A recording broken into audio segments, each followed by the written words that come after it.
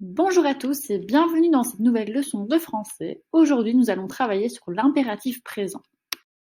La première question à se poser est de savoir quand utiliser l'impératif présent.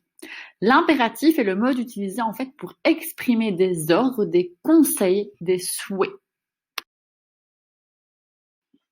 Maintenant que tu sais quand utiliser l'impératif présent, il est temps de te demander comment conjuguer un verbe à l'impératif présent. Pour conjuguer un verbe à l'impératif présent, tu dois suivre 4 étapes. Tout d'abord, tu dois trouver le groupe auquel appartient le verbe.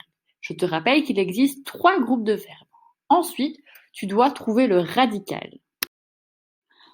Après cela, tu dois chercher la terminaison correcte. Lorsque tu l'as trouvée, il te suffit de l'ajouter à ton radical. En parlant de terminaison, regardons cela d'un petit peu plus près. Voici les terminaisons des différents groupes de la conjugaison. Observe-les attentivement et tente de les retenir. Attention, tu le sais certainement, mais le français est fait d'exceptions. Tu auras donc plus de détails sur des cas spécifiques dans tes feuilles de cours. Attention, à l'impératif présent, tu l'as peut-être remarqué, mais les verbes se conjuguent qu'à 3 personnes. La deuxième personne du singulier, tu, la première personne du pluriel, nous, et la deuxième personne du pluriel, vous. Concernant l'impératif présent, quelques remarques méritent d'être formulées.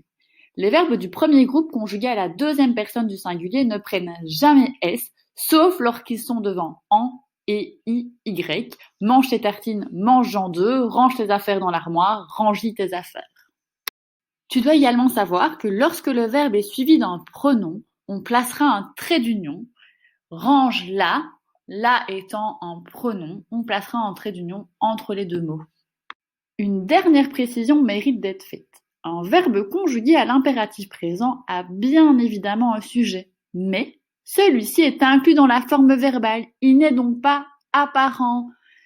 Vous mangez des légumes, mangez des légumes. On voit donc que le vous a, entre guillemets, disparu.